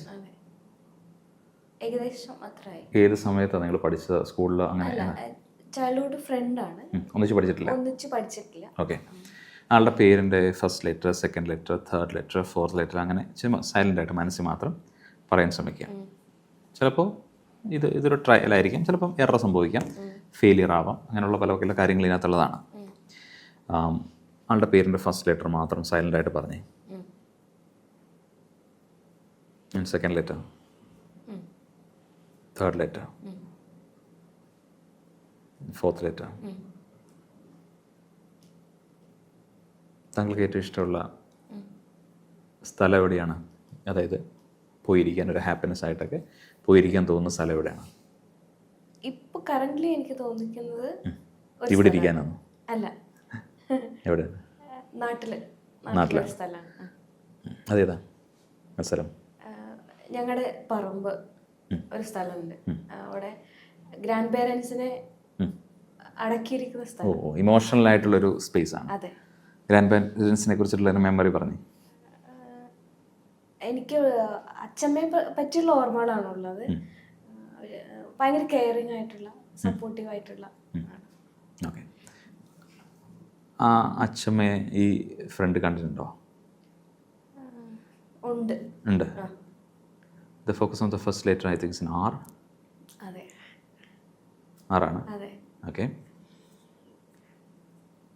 and the second letter, third letter, fourth letter. സൈലൻ്റായിട്ട് പേര് ഇങ്ങനെ പറഞ്ഞ് ലിപ്പുകൾ മൂവ് ചെയ്യാതെ ഇങ്ങനെ പറഞ്ഞു. രമ്യ, രമ്യ, രമ്യ അതെ ഏ? അതെ അതെ ആണോ? കാണിച്ച്. It's Ramya. Ramya. Okay, thank you. Set of cards ഇവിടെ ഇരിക്കുന്നു. ഓക്കെ, ഞാൻ വെറുതെ ഇങ്ങനെ കാർഡുകൾ ഇങ്ങനെ ഡ്രോപ്പ് ചെയ്തുകൊണ്ടിരിക്കുന്ന സമയത്ത് യൂസ് ഈ സ്റ്റോപ്പ്. എവിടെയെങ്കിലും സ്റ്റോപ്പ് എന്ന് പറയാം. സ്റ്റോപ്പാണ്. ഓക്കെ, ഈ സ്റ്റോപ്പിൽ പൊസിഷനിൽ ഇരിക്കുന്ന കാർഡ് ഒന്ന് നോക്കിയോ, എന്നെ കാണിക്കണ്ട, നോക്കിയോ. നോക്കിയോ? Completely have different cards in 52 cards. Okay, ഏതാ കാർഡ്? കാണിക്കണം. 2 of hearts. ഹാർട്സിൻ്റെ ആളാണല്ലോ താങ്കൾ. അതെ. കംപ്ലീറ്റ് ഹാർട്സിൻ്റെ ആളാണ്. പെർഫെക്റ്റ്. ഞാൻ ഇന്നേ വരെ ഇത് ടച്ച് ചെയ്തിട്ടില്ല. ഓക്കെ, ഒരു കുഞ്ഞൊരു കീ ഉണ്ട്. ഈ കീ എടുത്തേ, എന്നിട്ട് സ്ലോലി ഒന്ന് ഓപ്പൺ ചെയ്തേ. ആളെ കണ്ടെത്താൻ പറ്റട്ടെ എന്നുള്ളതാണ്.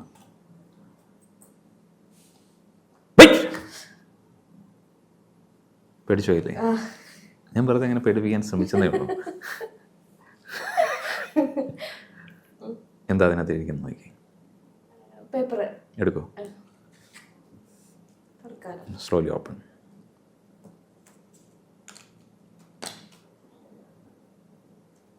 Say hi to Ramya. Say hi to Ramya. ആ കാർഡ് ഏതാണ്? ഞാൻ ആദ്യം എടുത്തേ. നോക്കി. Say 2 of hearts. അതായത് എന്റെ ഫ്രണ്ട്സ് ലിസ്റ്റ് എടുക്കാൻ പറഞ്ഞാൽ ഒരു പക്ഷെ ഞാൻ രമ്യയുടെ പേര് പറയത്തില്ല. അപ്പൊ ഇവിടെ വന്ന ഒരു ഫ്രണ്ടിനെ ഓർക്കാൻ പറഞ്ഞപ്പോ പെട്ടെന്ന് ഞാൻ ഓർത്താണ് രമ്യ. അല്ലെങ്കിൽ എനിക്ക് നാട്ടിൽ വേറെ ഫ്രണ്ട്സ് ഇപ്പോഴും കണക്ഷൻ ഉണ്ട്. റെഗുലർലി കാണുന്ന സംസാരിക്കുന്ന സുഹൃത്തുക്കളുണ്ട്. ഉണ്ട്. ഞാൻ രമ്യ ഞാൻ പറഞ്ഞില്ല എന്നെ ഇതാണ് നമ്മൾ ഇങ്ങനത്തെ ഹാപ്പൻസ് ഉണ്ടാക്കുക. അൺഎക്സ്പെക്റ്റഡ് ആയിട്ടുള്ള എക്സ്പെക്റ്റഡ് കാര്യങ്ങൾ ചെയ്യുക. അൺഎക്സ്പെക്റ്റഡ് ആൻഡ് എക്സ്പെക്റ്റഡ് അല്ലേ? ഞാൻ ജീവിതത്തിൽ ആദ്യമായിട്ടായിരിക്കും ഒരു ഫ്രണ്ടിന്റെ പേര് വിചാരിക്കാൻ പറഞ്ഞപ്പോ രമ്യയുടെ പേര് പറയുന്നത്. ഒരിക്കലും ഞാൻ പറഞ്ഞിട്ടില്ല ഒരു സ്ഥലത്തും. അപ്പൊ അത് നന്നായില്ലേ? രസമായില്ലേ? ഇനി ഇതാരാ രമ്യ എന്നൊക്കെ തപ്പി കണ്ടുപിടിച്ച് കുറച്ച് ആൾക്കാർ പോട്ടെ. നാട്ടിലുള്ള മറ്റു ഫ്രണ്ട്സും അതൊക്കെ പറയട്ടെ. ഈ കൈ കാണിച്ച്, കൈ ഇങ്ങനെ പിടിച്ച് ഈ ഒരു പോയിന്റിലേക്ക് മൈൻഡ് ഫോക്കസ് ചെയ്യാം. Take it breath in. ഇത് കണ്ണിനോട് ചേർന്ന് വരുന്ന സമയത്ത്, നെറ്റിയോട് ചേർന്ന് വരുന്ന സമയത്ത് കൺപോളകൾക്ക് വെയിറ്റ് അനുഭവപ്പെടുന്നതായിട്ട് താങ്കൾക്ക് ഫീൽ ചെയ്യും. കൺപോളകൾ ഭാരം അനുഭവപ്പെടുന്നതായിട്ട് താങ്കൾക്ക് ഫീൽ ചെയ്യുന്നുണ്ട്. Take it breath in, breath out. Close your eyes and sleep and sinking, drifting and floating and deeper and deeper and relax. Neenu ഒരു മനോഹരമായ ഒരു യാത്ര പോവുകയാണ്. പോകുന്ന യാത്ര ഒരു ബീച്ചിലാണ്. മനോഹരമായ കാറ്റുണ്ട്. ഒരുപാട് ആളുകൾ അവിടെ ഇരുന്ന് കാറ്റ് ആസ്വദിക്കുന്നുണ്ട്. തിരകൾ ഇങ്ങനെ തീരത്തേക്ക് തേടി തേടി വരുന്നുണ്ട്. സിമി, ചൂട് കാറ്റ്, തിരമാലകൾ, അതിലേക്കൂടെ പോകുന്ന കുഞ്ഞു കുഞ്ഞു ഞണ്ടുകൾ, ഒരുപാട് ടൂറിസ്റ്റുകൾ, തിരയുടെ പതകളുടെ നിറം, അങ്ങ് ദൂരെ കാണുന്ന ഷിപ്പ്, ഇതെല്ലാം കാണുകയാണ്. And take it breath in and breath out. ഇപ്പോൾ ഒരു ജ്യൂസുമായിട്ട് കുറേ സില്ല് ചെയ്യുന്ന ഫ്രഷ് ജ്യൂസ് കൊടുക്കുന്ന ഒരാൾ അതിലേക്കൂടെ വരുന്നു. അദ്ദേഹം ഇങ്ങനെ ബെല്ലടിക്കുന്നുണ്ട്. ടിങ് ടിങ് ടിങ് എന്ന് ബെല്ലടിക്കുന്നുണ്ട്. താങ്കളുടെ അടുക്കൽ ആ ജ്യൂസ് കൊണ്ട് തരാണ്. സ്ലോലി താങ്കൾ ആ ജ്യൂസ് വാങ്ങുന്നു. എന്നിട്ട് മെല്ലെ ചൂടത്ത് ആ തണുത്ത ജ്യൂസ് താങ്കൾ കുടിക്കുകയാണ്. ഏറ്റവും ആസ്വാദകരമായിട്ട് താങ്കൾ ഇങ്ങനെ കുടിച്ചുകൊണ്ടിരിക്കുന്നു. ബ്യൂട്ടിഫുൾ. നന്നായി ശരീരം തണുക്കാൻ ശ്രമിക്കുന്നു. ഒരു പ്രത്യേക എനർജി ഉണ്ടാവുന്നു. താങ്കളിപ്പോൾ കുടിച്ച് തീരാറായി. ആസ്വദിച്ച് കുടിക്കൂ. സാധാരണ നമ്മളൊരു ജ്യൂസ് മേടിച്ച് കുടിച്ചു കഴിഞ്ഞാൽ കിട്ടുന്നതിനേക്കാൾ ഒരു അനുഭൂതി കൂടുതൽ ഈ സ്ഥലത്ത് നിന്ന്, ഈ ബീച്ചിൻ്റെ മനോഹാരിതയിൽ നിന്ന്, കുഞ്ഞു കാറ്റത്ത്, തിരമാലകളുടെ ഇളക്കങ്ങൾക്കിടയിൽ താങ്കൾ ആസ്വദിക്കുന്നുണ്ട്. ഗംഭീരം. Take a deep breath in and breath out. Glass മെല്ലെ താഴേക്ക് വയ്ക്കുന്നു. ഒരു 40 രൂപ അദ്ദേഹത്തിന് പണമായി കൊടുക്കുന്നു. ദെൻ അയാൾ പോകുന്നു. താങ്കൾ ആസ്വദിച്ച് മെല്ലെ അവിടുത്തെ എല്ലാ കാര്യങ്ങളും ആസ്വദിച്ചുകൊണ്ടിരിക്കുന്നു. ഞാൻ സ്ലോലി ടച്ച് ചെയ്യുന്ന സമയത്ത് വേക്കപ്പ്, വേക്കപ്പ്. എവിടെ പോയി? ലക്ഷദ്വീപിൽ. ലക്ഷദ്വീപ് കണ്ടോ? ഓക്കെ. ഞാനിങ്ങനെ സ്നാപ്പ് ചെയ്യുന്ന സമയത്ത് താങ്കൾ എൻ്റെ കയ്യിലേക്ക് ഇങ്ങനെ നോക്കുക. ഇത് കണ്ണിനോട് ക്ലോസ് ചെയ്ത് വരുന്ന സമയത്ത് താങ്കൾ ഡീപ്പ് ട്രാൻസിലേക്ക് പോകും. ഇതിങ്ങനെ വരുമ്പോൾ കണ്ണിന് ഭാരം അനുഭവപ്പെടുന്നുണ്ട്. Take a deep breath in, breath out, and close your eyes and sleep. Slowly relax, slowly relax. Take a deep breath in and relax. എൻ്റെ ശബ്ദം മനോഹരമായിട്ട് താങ്കൾക്ക് കേൾക്കാൻ സാധിക്കും. കേൾക്കുന്ന ശബ്ദത്തോടൊപ്പം താങ്കൾ ഇപ്പോൾ യാത്ര ചെയ്യുന്ന അന്റാർട്ടിക്കയിലേക്കാണ്. അന്റാർട്ടിക്കയിലെ മഞ്ഞു മലകൾക്കിടയിൽ താങ്കൾ ഒരു മനോഹരമായ ഒരു പ്രദേശം കണ്ടു. അവിടെ ഒരു വുഡൻ കസേരയിൽ താങ്കൾ ഇരിക്കുന്നു. ചുറ്റും വെള്ള നിറത്തിലുള്ള മനോഹരമായ മഞ്ഞു പാളികൾ മാത്രം. പക്ഷേ ഇപ്പോൾ ഓരോ കുഞ്ഞു കുഞ്ഞു പെൻഗ്വിൻ കുഞ്ഞുങ്ങൾ താങ്കളുടെ അടുക്കിലേക്ക് വരുന്നുണ്ട്. കുറേ പെൻഗ്വിൻ കുഞ്ഞുങ്ങൾ താങ്കളുടെ ചുറ്റും. ഇപ്പം നല്ല തണുപ്പ് അനുഭവപ്പെടുന്നു. താങ്കളുടെ ശരീരത്തിലേക്ക് കംപ്ലീറ്റ് തണുപ്പാണ്. താങ്കൾക്ക് ഭയങ്കരമായിട്ട് തണുപ്പ് ഫീൽ ചെയ്യുന്നു. താങ്കൾ വലിയ സെറ്ററോ കാര്യങ്ങളോ ഒന്നും എടുത്തിട്ടില്ലാത്തതുകൊണ്ട് തണുപ്പ് അസഹ്യമാണെങ്കിൽ പോലും താങ്കൾക്ക് പെൻഗ്വിൻ ഇങ്ങനെ വീശി ആടിപ്പോകുന്നതിൻ്റെ മനോഹരതയിൽ ആ തണുപ്പങ്ങ് മറക്കുകയാണ്. മനോഹരമായ അനുഭൂതി. ചുറ്റും വെള്ള നിറത്തിലുള്ള മഞ്ഞു പാളികൾ മാത്രം. ഇത്രയും മനോഹരമായ ഒരു അനുഭൂതി ജീവിതത്തിൽ ഒരിക്കൽ പോലും താങ്കൾ കണ്ടിട്ടില്ല. ഗംഭീരം. And take a deep breath in. ഉള്ളിലേക്ക് എടുക്കുന്ന ശ്വാസം തണുത്തതാണ്. പുറത്തേക്ക് പോകുന്നതും ആ പുകയൊക്കെ ഇങ്ങനെ അതേപോലെ പോകുന്നത് പോലെ, തണുപ്പുള്ള പ്രദേശത്തെ പുകകൾ പോകുന്നത് പോലെ. Take a deep breath in, breath out. ഞാനിങ്ങനെ താങ്കളെ ടച്ച് ചെയ്യുന്ന മൊമെൻറ്റിൽ താങ്കളുടെ മനസ്സിൽ നിന്ന് 3 എന്ന് പറയുന്ന നമ്പർ കംപ്ലീറ്റ് ആയിട്ട് ഡിലീറ്റ് ആവും. നമ്പർ 1, 2, അതിനുശേഷം 4, 5, 6, 7, 8, 9 എന്നേ താങ്കൾക്ക് പറയാൻ പറ്റുള്ളൂ. 3 എന്ന് പറയുന്ന നമ്പർ ഞാൻ ടച്ച് ചെയ്യുന്ന മൊമെൻറ്റിൽ താങ്കളിൽ നിന്ന് അപ്രത്യക്ഷമാകും. Slowly wake up. ഇപ്പോൾ എവിടെ പോയി? മഞ്ഞുള്ള സ്ഥലത്ത്. മഞ്ഞുള്ള സ്ഥലത്തായിരുന്നു. പിന്നെ എന്തൊക്കെ കണ്ടു? പെൻഗ്വിൻ. പെൻഗ്വിൻ. എത്ര പെൻഗ്വിനെ കണ്ടു? കുറേ ഉണ്ടായിരുന്നു. കുറേ ഉണ്ടായിരുന്നു. ബ്യൂട്ടിഫുൾ. കൈ ഇങ്ങനെ കാണിച്ചു. എൻ്റെ ചോദ്യത്തിന് ഉത്തരം തരണേ. 5 + 1 എത്രയാണ്? 6. 2 + 2 എത്രയാണ്? 4. 2 + 1 എത്രയാണ്?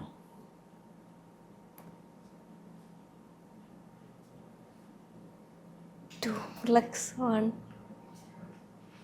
7 + 1 എത്രയാണ്? 8. നമ്മുടെ കയ്യിൽ എത്ര ഫിംഗേഴ്സ് ഉണ്ട് മൊത്തത്തിൽ? 10. 1. 2.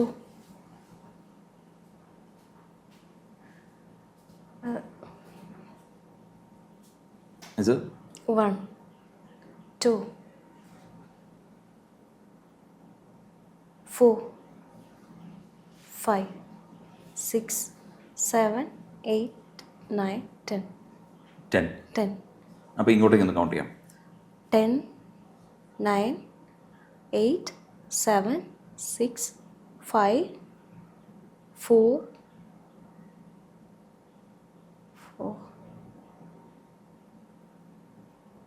2, 1. ഞാൻ താങ്കളിങ്ങനെ സ്നാപ്പ് ചെയ്യുന്ന സമയത്ത് താങ്കളുടെ മനസ്സിലേക്ക് 3 എന്ന് പറയുന്ന നമ്പർ ഇങ്ങനെ വരികയും താങ്കളുടെ യഥാർത്ഥ പേര് കംപ്ലീറ്റ്ലായിട്ട് താങ്കളുടെ മനസ്സിൽ നിന്ന് ഡിലീറ്റ് ആയി പോകും. Open your eyes. 1, 2, 3, 4, 4, 5, 6, 7, 8, 9, 10. 10. ബ്രില്യൻറ്റ്. അദ്ദേഹത്തിൻ്റെ പേരെന്താ? ജിതിൻ. അദ്ദേഹത്തിൻ്റെ? സുന്ദർ. എൻ്റെ പേര് Nipin Niravath. What's your name? പേര് എന്നെ വീട്ടിൽ വിളിക്കുന്ന പേര് പറഞ്ഞാൽ മതിയോ? താങ്കളുടെ ഒഫീഷ്യൽ നെയിം എന്താണ്? What's your name? അത് റിലാക്സ്. Completely relax. പറയാൻ പറ്റുന്നില്ല? ഇല്ല. ഇപ്പോൾ ഇതിനകത്തുനിന്ന് ഇങ്ങനെ താങ്കളുടെ പേര് ഇങ്ങനെ സ്ലോലി താങ്കളുടെ ബ്രെയിനിലേക്ക് വരികയാണ്. What's your name? Simi. Thank you Simi. ഞാൻ ഇങ്ങനെ സ്നാപ്പ് ചെയ്യുന്ന മൊമെൻറ്റിൽ സിമി കംപ്ലീറ്റ്ലി ട്രാൻസിലേക്ക് പോകും. സ്ലീപ്പ്. റിലാക്സ്. സിമി, ഇനി ഞാൻ പറയുന്ന മൊമെൻറ്റിൽ കാണാൻ പോകുന്ന, കണ്ണ് തുറന്ന് നോക്കാൻ പോകുന്ന മൊമെൻറ്റിൽ, ഞാൻ കണ്ണ് തുറക്കാൻ പറയുന്ന മൊമെൻറ്റിൽ താങ്കൾ ആസ്വദിക്കാൻ പോകുന്ന, ലോകത്തിന്നേ വരെ ആസ്വദിക്കാൻ പറ്റാത്ത അതിമനോഹരമായ ഒരു കാഴ്ചയാണ്. കണ്ണ് തുറക്കാൻ പോകുന്ന മൊമെൻറ്റിൽ ഈ മുറി കംപ്ലീറ്റ് ബട്ടർഫ്ലൈസ്, കുറേയധികം ടൂലിപ്സ് പൂക്കൾ, മനോഹരമായ പാവകൾ, നിറങ്ങൾ, ഇന്നുവരെ കണ്ടിട്ടില്ലാത്ത അത്രയും കുഞ്ഞു കുഞ്ഞു കുഞ്ഞു കുഞ്ഞു കുഞ്ഞു പൂക്കൾ കൊണ്ട് അലങ്കരിച്ചിരിക്കുന്ന കുറേ വാൾ, ഒരുപാട് ചെടികൾ, പൂമ്പാറ്റകൾ, ഇതെല്ലാം താങ്കൾ കാണാൻ പോവാണ്. On the count of 3 slowly wake up. Wake up. എണീറ്റ് വായോ. ഇപ്പം എന്തൊക്കെയാണ് കാണുന്നത്? എന്തൊക്കെ കാണുന്നുണ്ട് ഇവിടെ? കുറെ പൂക്കളുണ്ട്. പൂക്കളുണ്ട്. എന്തൊക്കെ പൂക്കളാണ് കാണുന്നത്? എനിക്ക് റോസ് കാണാം. റോസ്, കുറെ വയലറ്റ് നിറമുള്ള പൂക്കളുണ്ട്. വയലറ്റ് നിറം. വൈറ്റ് എന്തെങ്കിലും ഫ്ലൈ ചെയ്യുന്നുണ്ടോ? ബട്ടർഫ്ലൈസ്. ഏതൊക്കെ കളറ്? കുറെ ഉണ്ട്, പക്ഷെ നല്ല നിറമുണ്ട്. നല്ല രസമുണ്ട്. ഒരു സന്തോഷം തരുന്ന മൂമെന്റ് ആണോ? അതെ. Clear, completely happy. അതെ. വേറെ എന്ത് ചെടികൾ കാണുന്നുണ്ടോ? ഈ ഭിത്തികളിൽ എന്തെങ്കിലും കാണുന്നുണ്ടോ? അത് ഫുള്ള് ചെടിയാ. കംപ്ലീറ്റ് ചെടികളാണ്. പെർഫെക്റ്റ്. ഞാൻ എൻ്റെ കൈ ഇങ്ങനെ കാണിക്കുന്നു. കംപ്ലീറ്റ്ലി ഇങ്ങനെ ശ്രദ്ധിക്കുക. താങ്കൾ മോർ എനർജറ്റിക് ആയിട്ട്, ഭയങ്കര പവർഫുള്ളായിട്ട്, നല്ല ഷാർപ്പ് മൈൻഡുള്ള ഒരാളായിട്ട് താങ്കൾ ഇപ്പോൾ മാറും. കംപ്ലീറ്റ്ലി മുമ്പുണ്ടായിരുന്നതിനേക്കാൾ കൂടുതൽ ഫോക്കസ് ചെയ്യാൻ പറ്റുന്ന, എനർജറ്റിക് ആകുന്ന ഒരാളായിട്ട് താങ്കൾ മാറാൻ പോവാണ്. ഞാനിങ്ങനെ നെറ്റിയോട് ചേർത്ത് ടച്ച് ചെയ്യുന്ന മൊമെൻറ്റിൽ താങ്കൾ more powerful and energetical person. Hello. എന്തുണ്ട് വിശേഷം? പറയൂ. എന്ത് തോന്നി? ഇപ്പൊ എന്തൊക്കെ കണ്ടേ? എവിടെ ആയിരുന്നു നല്ല സ്ഥലത്തായിരുന്നു. ഞാൻ ജീവിതത്തിൽ ഇതുവരെ കണ്ടിട്ടില്ല. ഇല്ല, അത്രയും മനോഹരമായിരുന്നു. അതെ. ഓക്കെ, ഞാനിങ്ങനെ സ്നാപ്പ് ചെയ്യുമ്പോൾ താങ്കൾ അങ്ങ് ഉറങ്ങിപ്പോകും. 1, 2 and 3 sleep. Completely deep sleep. ഞാൻ ഓരോ പ്രാവശ്യം സ്നാപ്പ് ചെയ്യുമ്പോഴും താങ്കൾ ഡീപ്പ് സ്ലീപ്പിലേക്ക് പോകും. Completely in trance. Take deep breath in and relax. അടുത്ത മൊമെൻറ്റിൽ താങ്കൾ കണ്ണ് തുറന്ന് നോക്കുന്ന സമയത്ത് ഇവിടെ നിൽക്കാൻ പോകുന്നത് ആരെന്നറിയോ? താങ്കൾക്ക് ഏറെ ഇഷ്ടമുള്ള ആക്ടർ ഷാരൂഖ് ഖാനാണ്. അദ്ദേഹം കുറച്ച് സമയം താങ്കളോട് സംസാരിക്കാൻ പോവാണ്. ഷാരൂഖ് ഖാൻ ഇപ്പോൾ നമ്മുടെ ഈ മുറിയിലേക്ക് കടന്നു വരും. Slowly wake up. Open your eyes. വായോ. ഹലോ. ഹായ്. ഹലോ. എനിക്ക് ഹിന്ദി അറിയത്തില്ല. ആരാണ് സംസാരിക്കുന്നത്? ഇതിനെങ്ങനെ പറഞ്ഞു മനസ്സിലാക്കും? എനിക്ക് ഹിന്ദി അറിയത്തില്ല. പ്ലീസ്. മലയാളത്തിൽ സംസാരിച്ചോ? മലയാളം മനസ്സിലാവോ? അറിയോ? എനിക്കും തോടത്തോടെ ഹിന്ദി അറിയാം. എന്താണ് അദ്ദേഹത്തോട് മലയാളത്തിലാണെങ്കിലും ചോദിക്കാൻ പോകുന്നത്? ആദ്യം സാറിന് ഒരു ഇന്റർവ്യൂ ആണ് എന്റെ സ്വപ്നം. പക്ഷെ അത് പറ്റുമെന്ന് എനിക്കറിയത്തില്ല. ഞാൻ ഹിന്ദി പഠിക്കണം. ഇനി ഹിന്ദി പഠിച്ച് പിന്നില്ലേ റിമി ടോമിനെ എടുത്തില്ലേ, അതേപോലെ എന്നെ എടുക്കും. ഇതൊക്കെയാണ് മനസ്സിലേക്ക് വരുന്നത്. സിമി, എന്നെ ശ്രദ്ധിച്ചേ. സിമി, സ്ലീപ്പ്. Okay, bye. സ്ലിമീനി ഉണരുന്ന സമയത്ത് മോർ എനർജറ്റിക് ആയിട്ട്, മുമ്പുണ്ടായിരുന്നതിനേക്കാൾ മോർ പവർഫുൾ ആയിട്ട്, ഭയങ്കര റിലാക്സ്ഡ് ആയിട്ട്, മോർ എനർജറ്റിക് ആയിട്ട് താങ്കൾ ഉണരാൻ പോവുകയാണ്. ഉണരുമ്പോൾ ഇവിടെയുള്ള കാഴ്ചകൾ, ഇവിടെയുള്ള ആളുകളൊക്കെ സാധാരണ നമ്മൾ കണ്ട് പരിചയപ്പെട്ട ആൾക്കാരൊക്കെ തന്നെ ആയിരിക്കും. And take a deep breath in, breath out and wake up.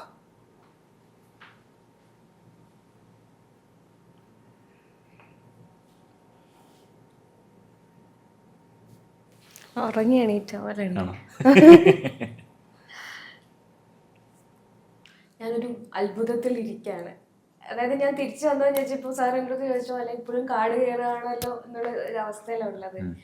ഒട്ടും ഇങ്ങനെയുള്ള കാര്യങ്ങളിൽ വിശ്വാസമില്ലാത്ത ഒരു വ്യക്തിയായിരുന്നു ഞാൻ. പക്ഷെ ഞാൻ ഇപ്പൊ ഇവിടുന്ന് പോകുന്നത് ഇതൊക്കെ ഉണ്ട്, ഇങ്ങനെയൊക്കെ നമുക്ക് ചെയ്യാൻ പറ്റും വിശ്വാസം എന്നുള്ളതല്ല, അത്ഭുതപ്പെടുത്താൻ പറ്റിയ ഒരു ആളുണ്ട്, അത്രേ ഉള്ളൂ. അങ്ങനെ ചിന്തിക്കാം. അതായത് എനിക്കും ഞെട്ടാൻ പറ്റി എന്നുള്ളത് സത്യമാണ് എന്നുള്ളതാണ്. ഞാൻ എക്സ്പ്രസീവ് അല്ല അധികം, എങ്കിലും ഞാൻ ഞെട്ടി, അത് ഉറപ്പാണ്. അതിൽ ഞാൻ ഹാപ്പിയാണ്. എന്നാലും കൂടുതൽ സമയം സ്പെൻഡ് ഇനി നമുക്ക് വീണ്ടും കണ്ടുമുട്ടാൻ സാധിക്കട്ടെ എന്നുള്ളതാണ് എന്റെ ആഗ്രഹം. വീണ്ടും കാണാൻ സാധിക്കട്ടെ. എന്നെ തെരഞ്ഞെടുത്തതിൽ സന്തോഷം. Thank you so much.